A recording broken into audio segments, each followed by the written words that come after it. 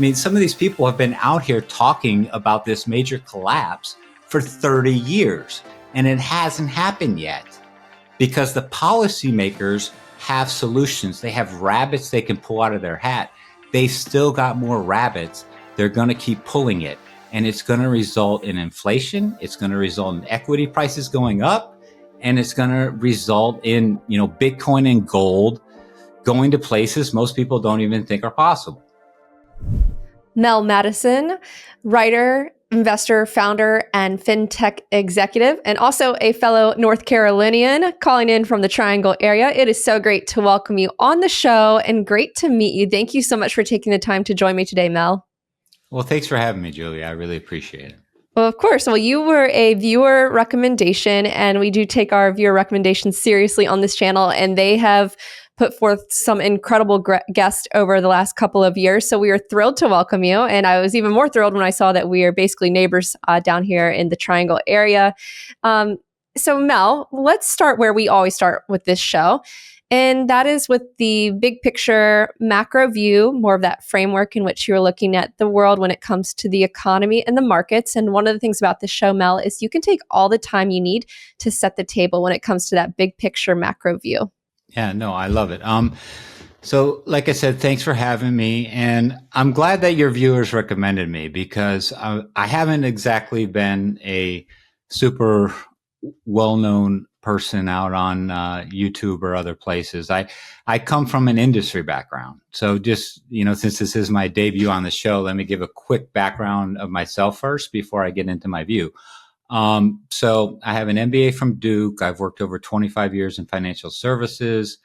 I've spent time as the CEO of 3 different FINRA SEC registered broker dealers. One of the first startups I worked for back starting over, 20 years ago, was a company called United Capital. It was later sold in 2019 to Goldman Sachs for, $750 million. So I've been around the financial services industry for a long time.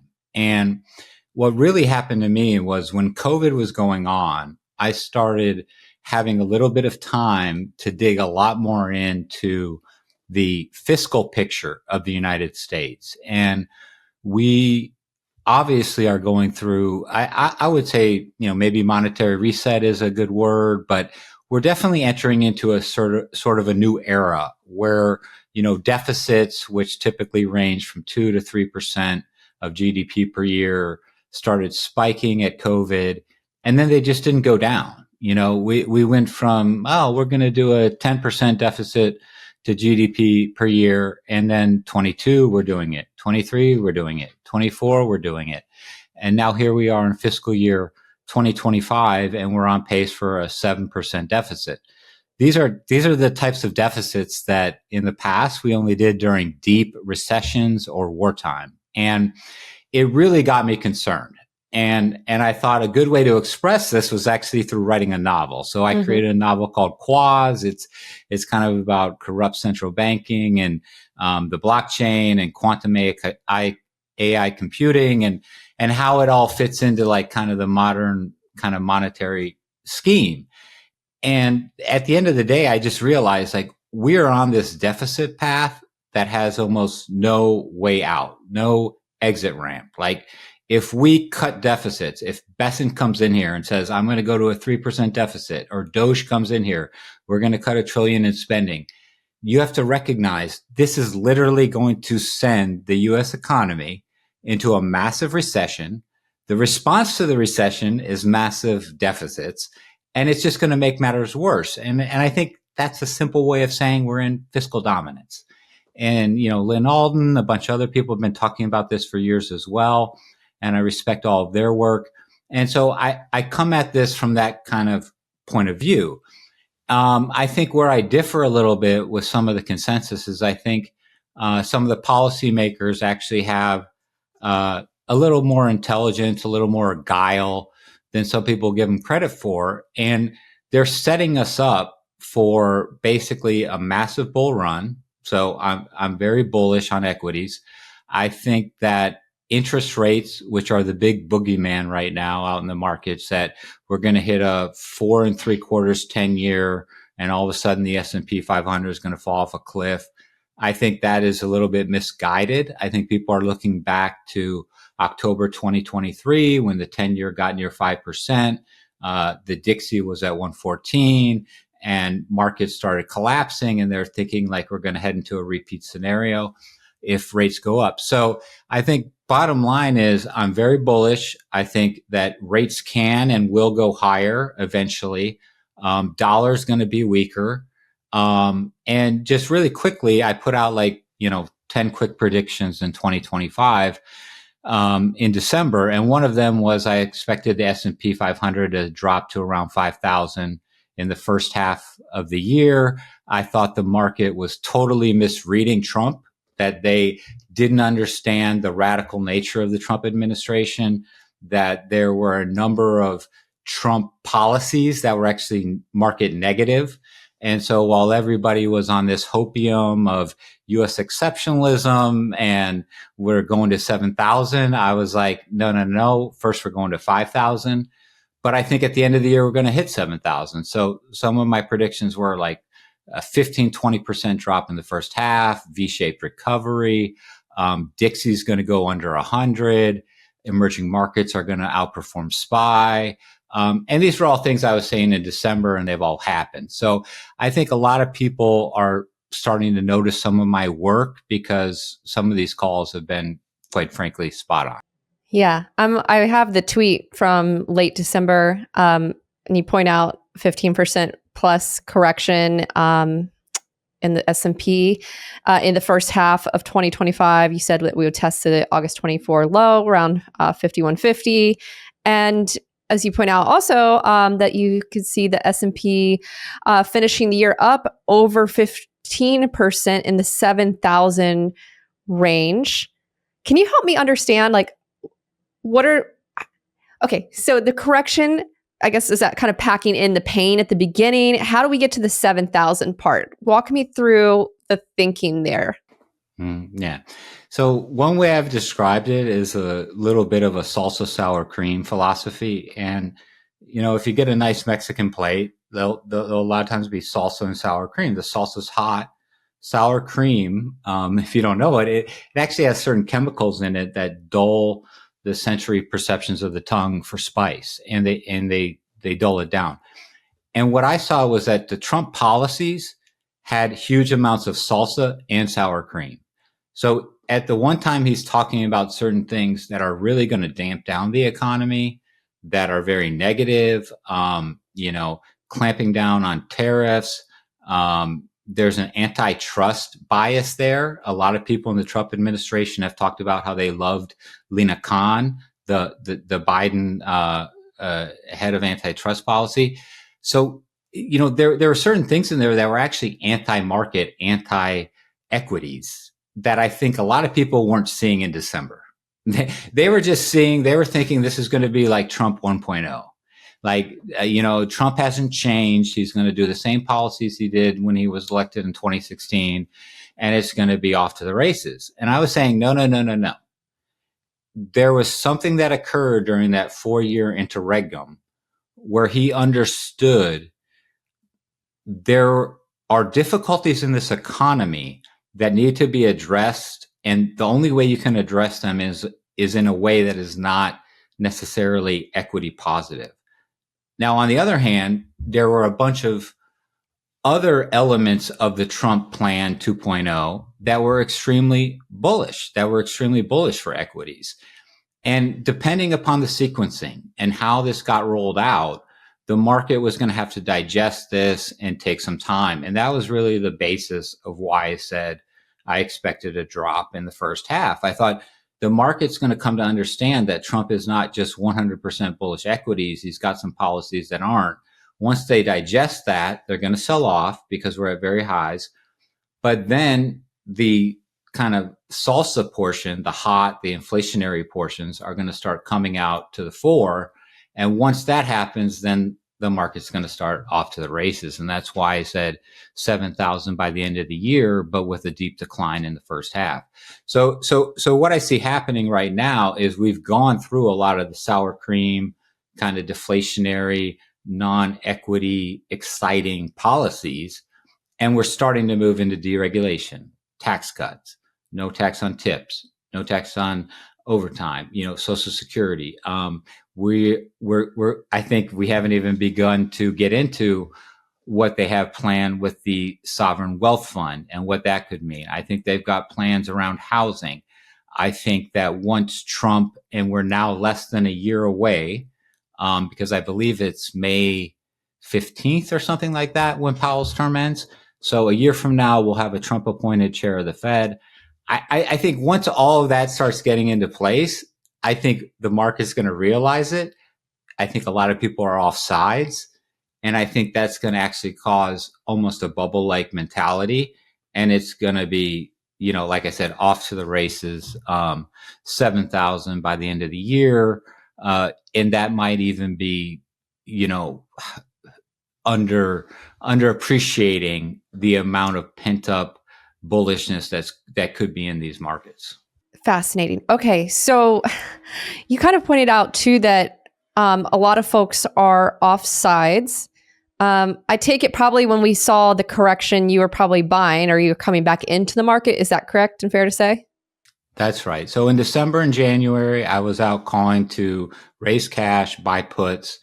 I did not call the exact bottom, but on April, I believe it was 10th, it was the day after Trump backed off.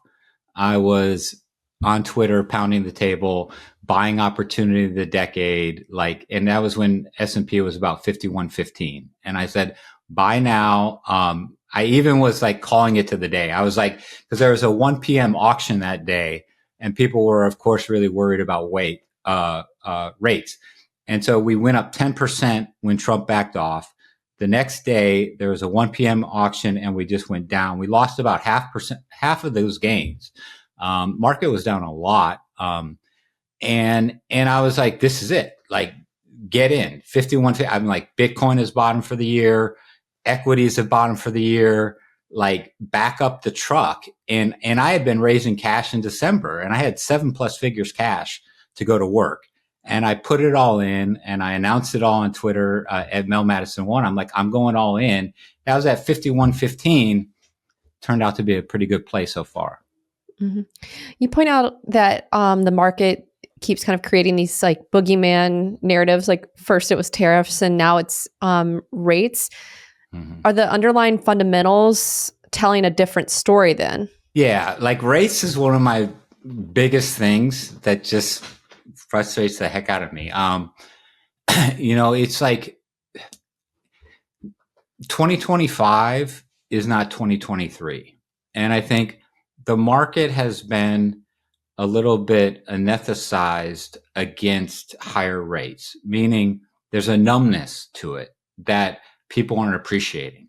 So even a lot of people that I really respect, like a Luke Roman, will say if we get to 4.8 or 5%, it's going to really, on the 10-year, it's going to really cause a backup in markets. And while I respect the heck out of everything he does, I think that certain things have happened in the markets such that we could actually get higher rates and that the 10-year and the 30-year could go a lot higher than people think without crashing the markets. And let me delve into that a little bit. So yeah, that's contrarian. I want to hear more. Yeah, it is very contrarian. And this is, I listen to CNBC, everybody comes on there. There's this guy from Evercore ISI and he talks about, well, okay, almost all the gains happen in the last 2 years when the 10-year was between 4.25 and 4.5. Once it gets to 4.5, there's very little gains between 4.5 and 4.75 on the 10-year.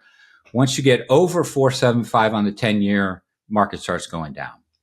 Okay, so here's this whole thing, and I can break it down in 3 areas. One is the corporate balance sheets, the government balance sheets, and the household balance sheets. First, let's start with the government balance sheet because that's the biggest balance sheet. Government is 24% of our GDP. We're running over $7.2 trillion in spending on a $29+ trillion economy.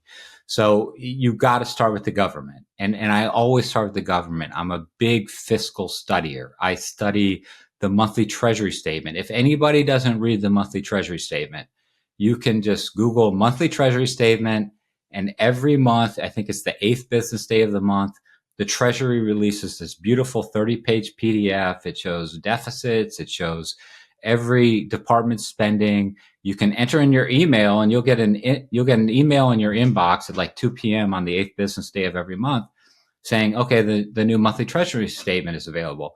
And to me, that's much more important than reading NVIDIA or Apple earnings, because what you're seeing is how much is the government spending and what are they doing. And in the beginning of the year, when people are talking about Doge and they're worried about spending cuts, and I'm looking at the monthly Treasury statement and I'm saying we're going for blowout deficits. We were up 39% year over year on deficit spending in March. I'm like, this government isn't cutting back on spending. There's no Doge effect. And people are literally on TV like Howard Lutnick talking about, oh, well, maybe we're going to balance the budget. And I'm thinking to myself, you've got to be kidding. And you notice, Julia, when was the last time you saw Howard Lutnick on TV talking about a balanced budget? You don't. It was a joke. It was a pipe dream. I don't know what was going on. I don't know why people were out there. Elon talking about $2 trillion in cuts.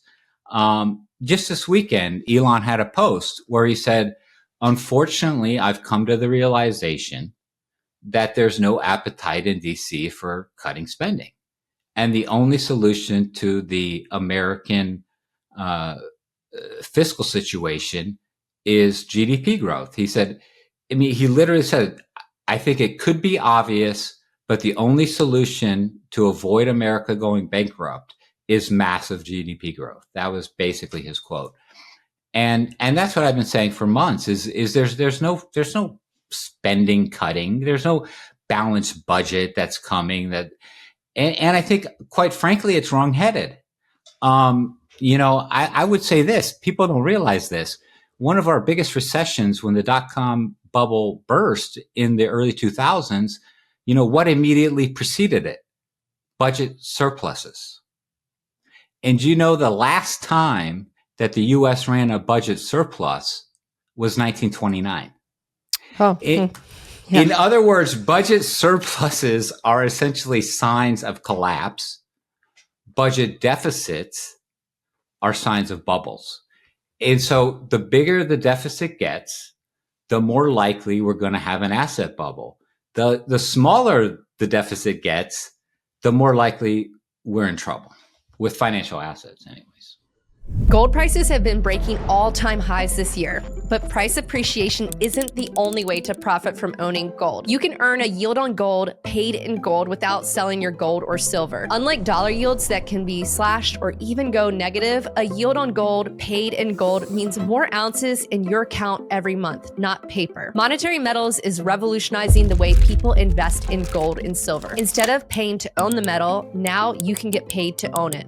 Right now, there are opportunities for you to earn 4% on gold paid in gold in their marketplace. The interest you earn is paid in ounces of physical gold or silver, which you get in addition to any price appreciation that comes from gold and silver during the year. The question is this: why earn in dollars when you can earn in gold? Join thousands of investors who are earning a yield in physical gold and silver every month with Monetary Metals. Visit monetary-metals.com/Julia to learn more. Let me pull on that thread a bit because, okay, so it sounds like obviously we still have the budget deficits and it's going to create an asset bubble. And you're also at the same time, like when you're bullish equities, is that kind of riding that bubble, knowing that it's going to inflate anyway? Because you kind of painted a little bit of a dark picture at the top of the conversation too, like the fiscal dominance, that's going to, mean more persistent inflation, but also at the same time, equities are probably going to rise here. Yeah. I mean, that's me. I mean, I'm like with all these doom and gloomers, as far as deficits are blowing out, debt, I think the consequences will be different than what they imagine. Yeah. Explain that. So a lot of people are thinking, all right, we're at 36 trillion plus in U.S. Treasury debt. and that's going to blow out interest expense. It's going to essentially like create some kind of a calamity. Now, one of my recent posts, because I do go through these monthly Treasury statements very closely, is about, like I said, go back to one of the first things I said. I said we need to look at the households, the corporates, and the government. So let's look at government. Everybody knows it's been well talked about. Like Yellen started moving a lot of debt issuance out to the front end of the curve, right? What I believe is that the 10-year rate, which has been considered the benchmark rate, the most important rate in the economy, like I'm watching these Twitter posts like, oh, this is the most important number in the economy. And it's like opposed to the 10-year. BS, in my opinion. The most important rate in the economy is the Fed funds. Because you know why? What's based on the Fed funds? Bill rates. Where is the government issuing all of its money? Bills, front end. The government borrowing costs can go down as deficits increase, as the debt increases, if we get the Fed funds rate down. We're going to get the Fed funds rate down, 100 basis points at least in the next 12 to 18 months. If it doesn't happen under Powell, it'll happen under whoever Trump appoints to run the Fed. Trump's not going to make the mistake. Trump has appointed Supreme Court justices that don't do what he wants. He's not going to put someone in the Fed that's not going to cut rates. People are talking about Kevin Warsh and, he's a good guy, but he doesn't want to cut rates. I think Trump is smart enough now that like, he's not going to say, he's going to put somebody to run the Fed that's going to cut rates, and we're going to get rate cuts, and the Fed funds going to go down. What's going to happen when the Fed funds go down? Bill rates are going to go down. If you look at, and I have this whole article on X called "The 10-Year Ain't What It Used to Be," where I go through all of the issuance, and over 85% of issuance month after month after month, it's bills. Then there's 12% that's notes. People that don't understand, bills are, 0 to 1 year. They're non-coupon paying. So when I say the term bills, I'm meaning that notes are 1 year to 10 year, right? And then above that is bonds, which is basically the 20 and 30 year. These are coupons. So the Fed is just issuing bills. Bills are based off of Fed funds. Fed funds is going to go down. That's where the interest expense is coming. Therefore, United States government interest expense is actually going to go down as deficits rise and debt rises. And if you think it's not possible, I went, and this is again on X, I went into my April 2025 monthly Treasury statement. The U.S. government paid over $101 billion in interest. 1 year ago, year over year, it was 102 plus billion.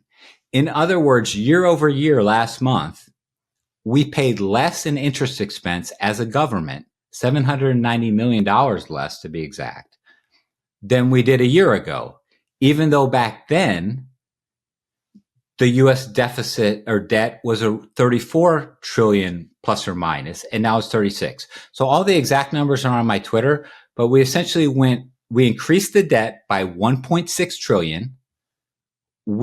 Interest rates went up and interest expense went down because they're manipulating the curve, and they're going to continue to do this. And everybody's talking about stable coins and SLR. And so what I'm saying is these policymakers have more rabbits to pull out of their hats. This is where I agree with the doom and gloomers. This is all central bank fiat scam BS, but it's going to continue. And this is the reason why we didn't collapse in 2010 Peter Schiff started talking about we're going to collapse. I mean, like when I was like a 20-something-year-old kid, I'm going to be 50 years old this year. I mean, some of these people have been out here talking about this major collapse for 30 years. And it hasn't happened yet because the policymakers have solutions. They have rabbits they can pull out of their hat. They've still got more rabbits. They're going to keep pulling it. And it's going to result in inflation. It's going to result in equity prices going up. And it's going to result in, Bitcoin and gold going to places most people don't even think are possible. And is it going to create more problems then? Like the more rabbits they pull out of the hat?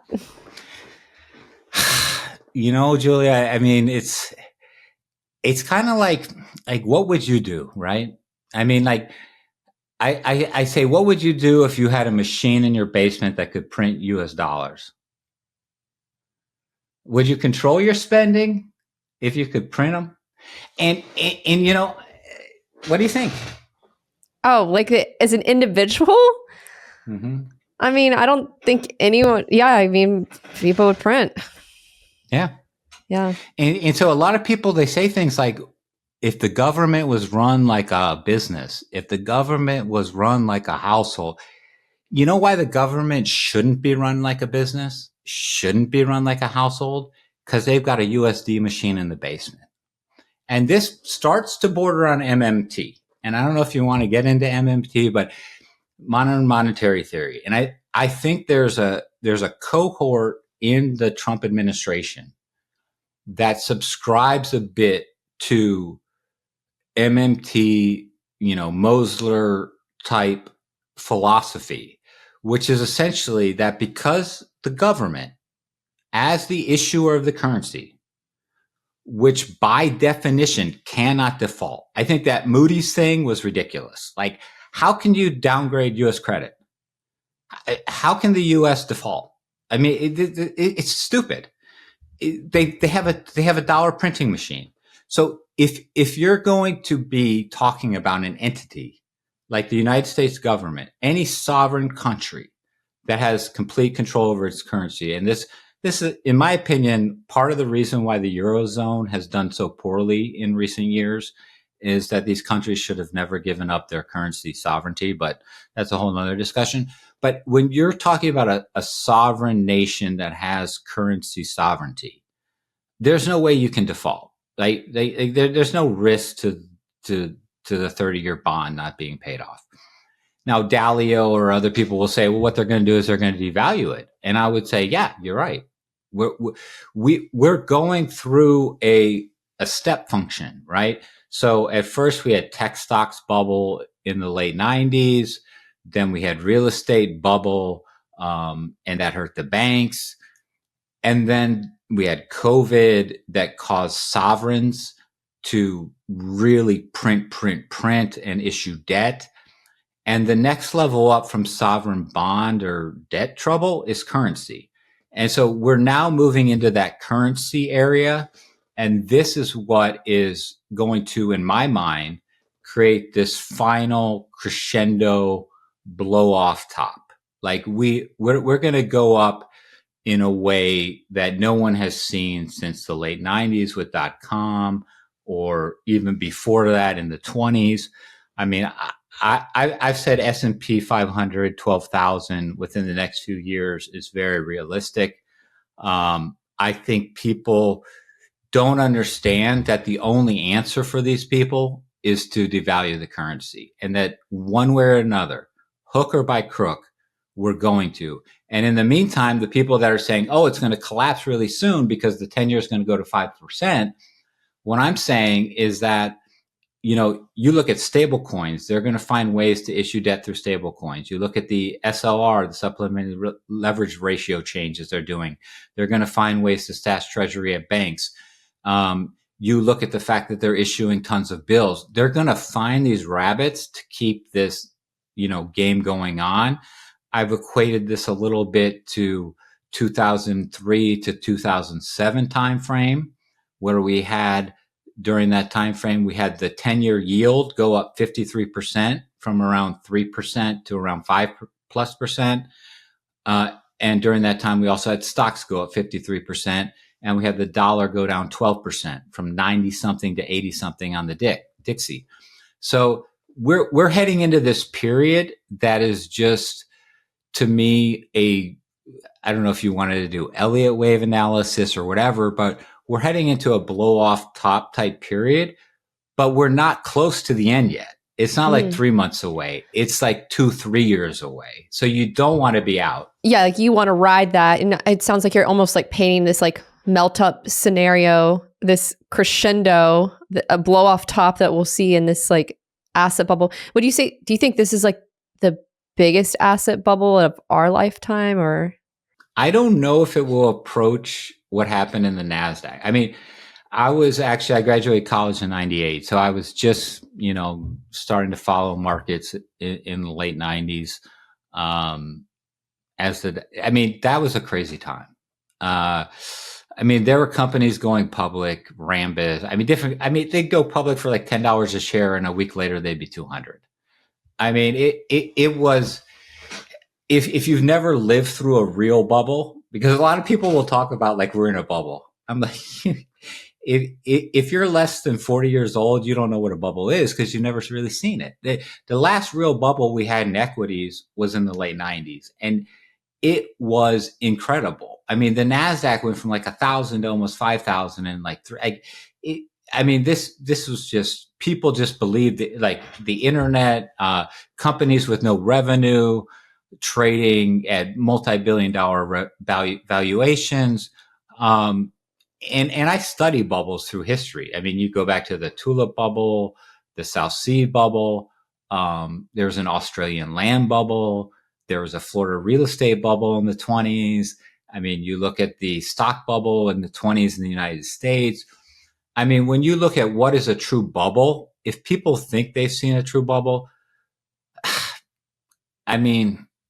like the last time U.S. equities were in a true bubble was in the 90s. There's been no bubble in the 21st century in U.S. equities. People might say there is, but Nvidia at 30 times earnings is not a bubble. But are we in one now? I think we're just beginning to inflate Interesting. it. Interesting. I think a lot of people saying we're getting ready to collapse the bubble. I think we're just getting ready to blow up the bubble.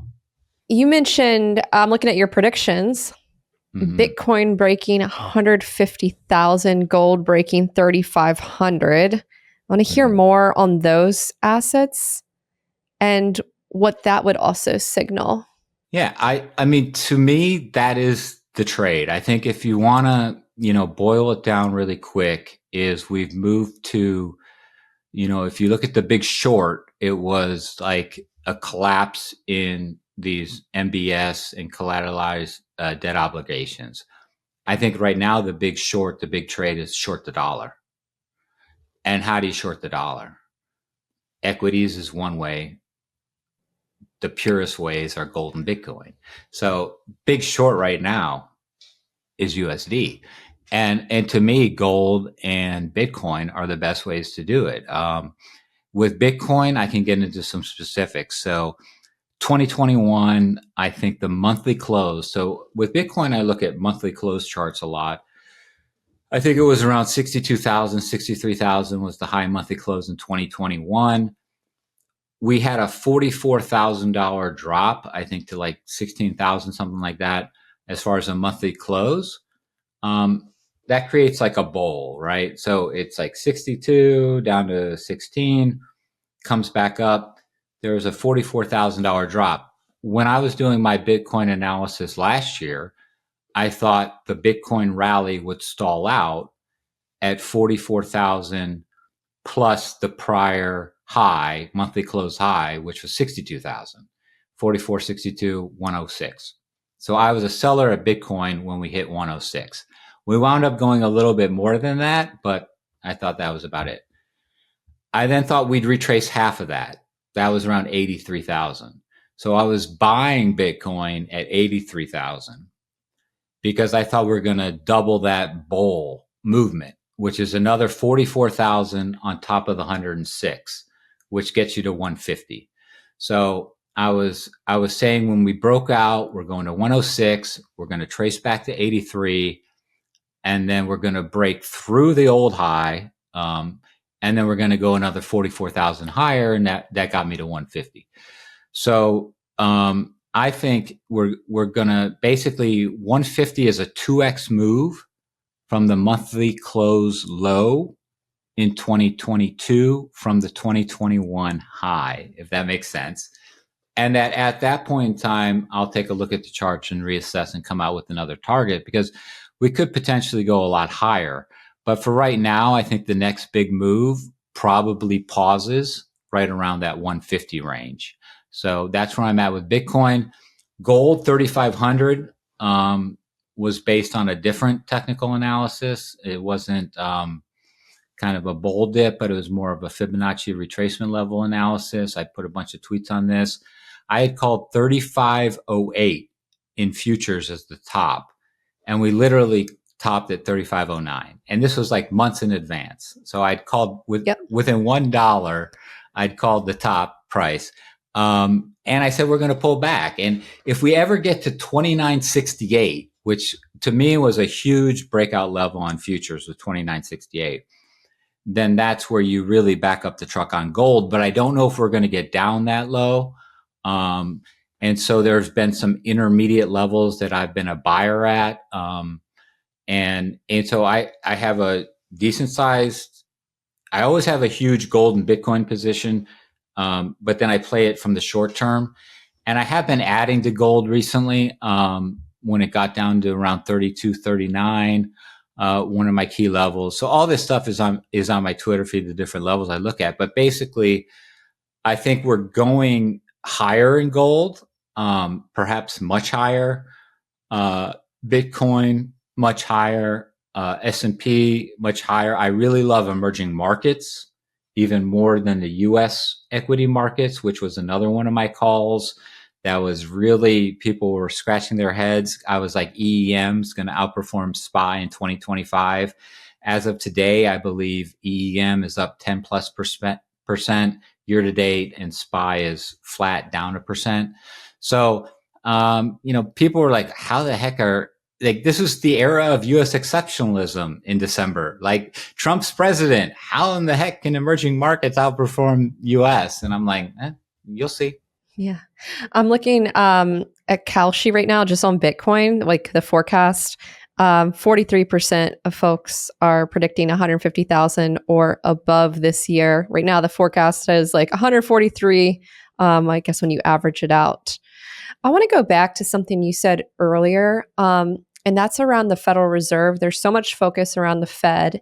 And if I heard you correctly, you're forecasting 100 basis points in cuts. I think your timeline was what, in the next 12 to 18 months, not just this year? Well, so I did do a post with 10 predictions. The one that is almost like the only one in question was I thought the Fed was going to cut 100 basis points by the end of this year. Mm-hmm. I still think that could happen. And actually, a lot of Wall Street folks are talking about it. They're talking about that the economy is going to start to weaken, and then the Fed's going to play catch up. And, just like they cut, 100 basis points last year, but they didn't start till September. They did 50 in September, and then they did 50 more by the end of the year. And so just because we haven't cut yet doesn't mean I'm going to be wrong on this. But even if we don't get 100 basis points by the end of the year, I do think the Fed funds is the key rate in the economy. So not only is the government, the best way to reduce the deficit is to reduce Fed funds because there's so much bill issuance. But you also look at household balance sheets. And one thing that is very interesting is that household leverage ratios are like multi-decade lows. Like we are very, very low. And where all that equity is it's in homes. And it's unable to be unlocked. So if my philosophy is that the Trump administration wants to juice this economy and create a boom, one of the biggest sources of untapped capital right now in the U.S. economy is home equity. How do you tap that? Well, you can do it through cash out refis, which are based a lot of times on mortgage rates, which are based on the 10-year. But the other way you can tap home equity is through HELOCs, home equity lines of credit. Home equity lines of credit are floating rates. Floating rates are based on short-term rates. So in other words, if I go to Bank of America and I want to, cash out some home equity in a HELOC floating rate, they're not going to base it on the 10-year. They don't care if the 10-year is at 5%. That's not going to affect my HELOC. What's going to affect my HELOC is what's Fed funds, because it's going to be based on prime, which Wall Street Journal prime rate is basically a function of Fed funds, and it's like a spread to that.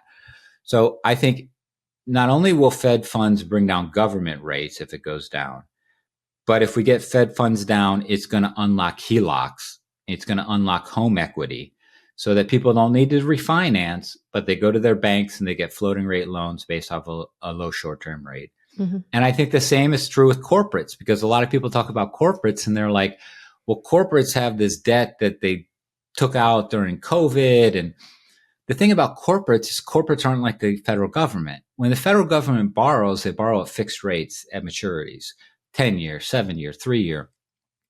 When corporates borrow, they can borrow a 5-year fixed rate, but corporates also do floaters. You know, they can say, oh, we're going to borrow a floating rate.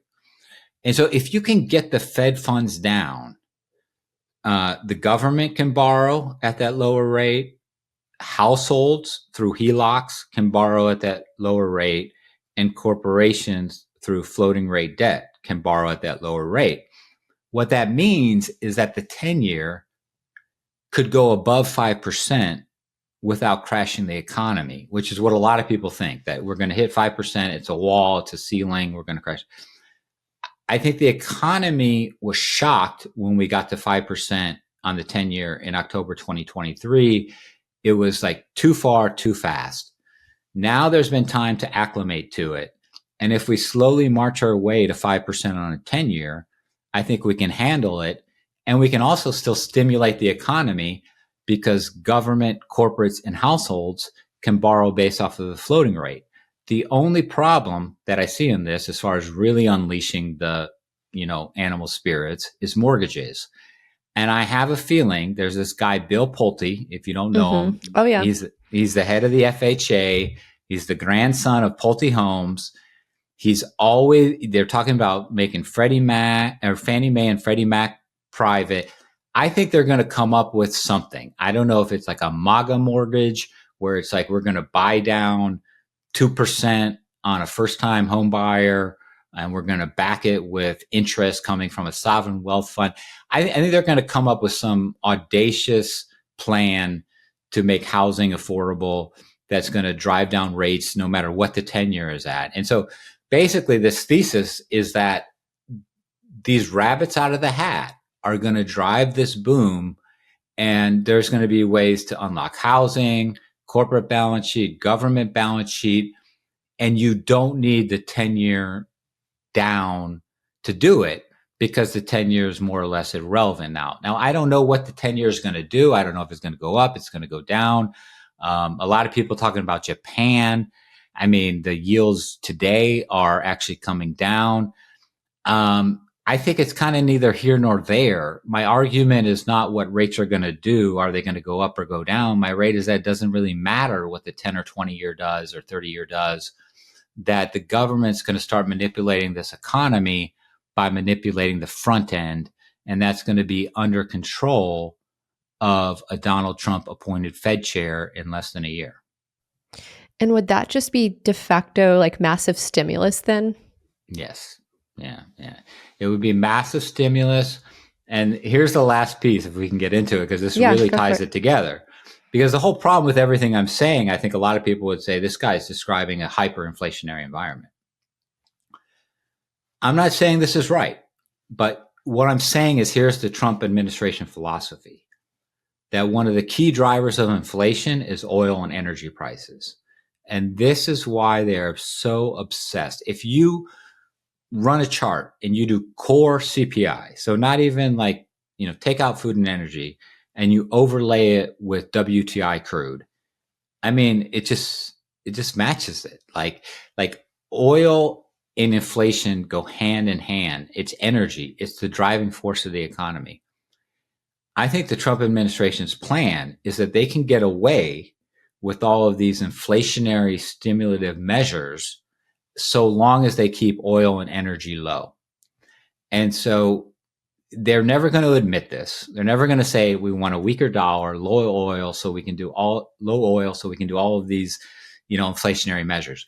But I think if you read between the lines, and if you listen to Besant and you see what he says, this is what their plan is. They want energy low. They're working with the Middle Eastern powers.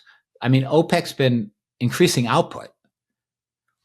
why is OPEC increasing output if oil is trading at $58 a barrel like it was last month? I mean, this makes no sense unless there's something happening behind the scenes, which is we need energy low. What does it do? Number one, it hurts Russia, weakens their position.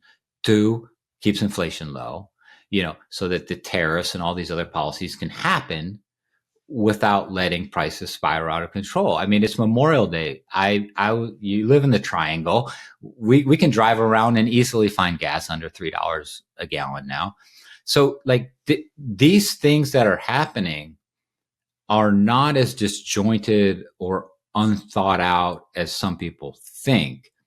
I do think there's a little bit of chaos. I'm not somebody that thinks Trump is playing 5D chess, and I think I don't think that they understood how the market was going to react to their tariffs. I think once they understood it, they backed off. So I think they're kind of playing this game as it goes along. I'm not some sycophant for Trump or anything like that. I'm just saying I think there is a strategy to it, and there is a narrow path where this all works out, which causes significant but not hyperinflation, like 3 to 5% CPIs, while the economy booms. That drives up, gold, Bitcoin, equities.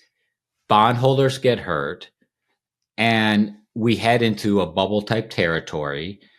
And maybe 2027, 2028, it's time for the piper to be paid. I don't know. I'll reassess at that point. But what I do is I look ahead 6, 12, 18 months. And as far as I can see, I think, there's a lot of bullish stuff going on. And that's not to say, last thing I'll add, that's not to say that an interest rate scare, there's a bunch of these 90-day tariffs that are getting ready to expire. So one of the things I said in those 10 predictions was a lot of volatility this year. So I think we can easily see 5-10% pullbacks, multiple 5 or 10% pullbacks before the end of the year. Something Trump could posture a little bit with China or Europe in a way that crashes the market, but the market's not going to respond the way it did in March and April. They're going to realize this is temporary. Maybe it goes down 5%, maybe even 10%, another V shape, and then we end the year higher. So I'm expecting volatility, multiple corrections, or at least 5 to 10% pullbacks, but generally speaking, higher prices in equities, Bitcoin, and gold. Mm-hmm. And then real quick though, going back to like the Fed and the state of the economy, what might make them need to cut, how are you thinking about your outlook for the economy? And does that matter, or does that factor into this thesis as well? Yeah, I mean, I think, if you look at, there's over like 7 trillion in money market funds. Most of that is like basically owned by baby boomers that are getting a bunch of interest, basically stimulus. Like if you think about the Fed funds rate at 4 3/8, it's essentially a massive stimulus program for baby boomers. That's an interesting way of putting it. Yeah. Like all their cash is getting. So, I mean, who really doesn't want lower rates? I mean, the only people that don't want lower rates on cash is, people that are sitting on cash. The rest of society, I don't think really benefits from it. I think there's this misguided approach by the Federal Reserve, which is becoming more and more irrelevant by the day, that by them keeping the short rate up, they're trying to stamp out inflation. And I think what's happening is the long rate is doing whatever the long rate's going to do. And the long rates are based on NGDP expectations, nominal growth, gross domestic product. What's happening on the short end is all they're doing is they're creating short-term government stimulus to wealthy baby boomers that own a bunch of money market funds. So, and that's inflationary. That's actually stimulative. And so I think Trump's going to have somebody in there who's going to say, look, we understand this. Like, look what happened when the Fed cut 50 basis points in September. What happened to the long end? It went up. like the Fed cutting the short end did not decrease, the middle part of the belly of the curve or the longer end of the curve rates. It increased them. And so I think people are starting to realize that the Fed is more irrelevant than ever. we're in a fiscally dominated economy.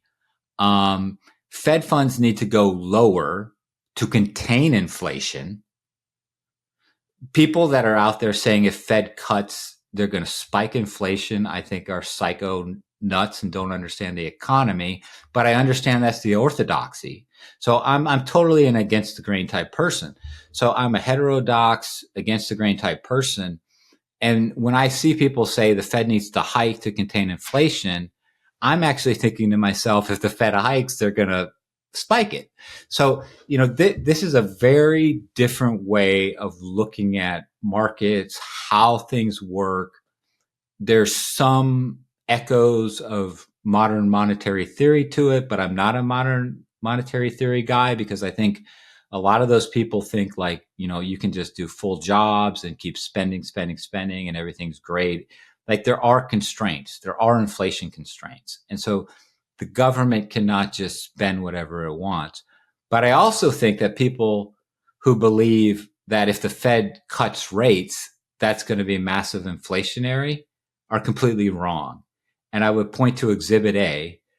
When the Fed cut rates last time in September, all it did was spike a yield jump in the middle and the long end. So all of these economists and Wall Street guys, it's not that I'm some sort of a genius or anything. I honestly think if anybody talked the way I've been talking to you and they worked for Morgan Stanley, they'd be fired. A million percent. Yeah. They'd be like, wait a minute. And so this is one thing I do want to add because I think it's important is like, when you listen to these people on CNBC or Bloomberg and they work for Morgan Stanley, if they come out there and they say the sort of things that I'm saying, they're risking their job. If they're saying buy gold, if they're saying the Fed should cut to fight inflation, like these are taboo. But if you really research stuff, and this is what I do, fiscal statements, financial history, kind of vanguard type economic thinking. And you think about that and you don't have anybody behind your shoulder, which I don't have. I don't have a boss. I don't work for anybody. I don't have anybody saying, Mel, don't say that. That's why you get the truth on a show like yours. And then eventually in 6 months, it starts showing up on CNBC. All this, you can go on my Twitter feed a year ago. I'm talking about the supplementary leverage ratio. All the stuff I've been talking about, eventually it makes its way into the mainstream and people understand it. And it's not because I'm a genius. I'm not calling these markets right because I know everything that's going to happen and I have a crystal ball. I could be wrong. But what it is I'm free from the shackles that a Mike Wilson from Morgan Stanley or like these guys are really shackled. And I know it because I worked for it. I had the Duke MBA. I worked for Russell Investments. I worked for big firms. I know what you can get away with and what you can't. And I know a lot of these strategists, they have teams of people. Most of them are young people that have never lived through a bunch of market cycles. And then they have this crazy schedule where they go from conference to conference to conference, giving speeches, and they don't have the time to do what I do. They don't have the time to go through the statements and do the analysis and really think about these things. And they basically become talking heads that take the orthodox philosophy that a bunch of 25-year-old analysts put together, and then they go out and they spout it. And they're not stupid people. Some of them are probably a lot smarter than me, but they're not going through the process that I am. And I think that's where I add some value. If you don't believe it, that's fine. But I appreciate the opportunity to share it with your audience, Julia, because that's what I'm here to do, is to help people don't get baited into this. Markets are going to collapse because the 10-year is 4.5%. Yeah. Well, Mel, I have to say it's been great having you on the show, and thank you to the folks who recommended Mel. Before I let you go, let's leave the audience with some parting thoughts, and also let us know where we can find more of your work. I know you do have a financial thriller. I downloaded the audiobook version over the weekend, but yeah, any parting thoughts, anything that you'd like to plug, the floor is all yours. No, I appreciate that. And like I said, I mean, I've been on a hot streak this year and doing well, and I could be wrong and misreading things. So I don't recommend this as financial advice or put your life savings into things on what I said. These are my views. use your own mind, think about them, but maybe it's something a little contrary to what the herd has been saying, and it helps inform your opinion. So that's one thing is don't put your trust in me. Put your trust in your own mind, your own thoughts, and in that way.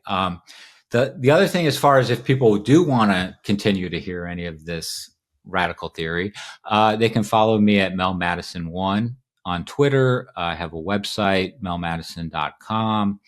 And I also wrote a book back in 2022 called Quaz, a financial thriller, where I tried to encapsulate what I saw coming back then into a exciting kind of thriller novel format. And so like I literally have things in there like the head of the Chinese central bank selling treasuries to crash the USD as reserve currency. I have gold skyrocketing. It's kind of a financial thriller based on a lot of the stuff that we're seeing right now. It's available in audio, Kindle, Amazon, wherever books are sold. So if people do want to read that, that would be great. But the best thing, just follow me on Twitter, Mel Mattison 1. I'd really appreciate it. And if you're interested in financial thrillers, just check out Quoz, Quoz. It stands for Quantum Oz. Since The Wizard of Oz was actually kind of a monetary allegory about the yellow brick road and the silver slippers. They weren't ruby in the book. Yeah, exactly. Yeah. So it's an homage to Frank Gall. But it's the same thing. I mean, it's William Jennings Bryan, the free silver movement, the inflationary dynamics back then are very similar to now. And that could be a whole nother discussion that about it, Julie. I can tell by knowing the silver slippers. That was the Wizard of Oz was a monetary allegory, and so that's the homage there. Well, we'll have to have you back on at some point, maybe do a check-in in 6 months or so on the predictions. But Mel Mattison, investor, writer, author, fintech executive, founder, really appreciate you taking the time. Thanks so much for stopping by. Appreciate you being so generous with all of your knowledge, your wisdom, your ideas, especially the contrarian ones. We do love hearing those on the channel. Thanks again, and until next time, be well. Thank you.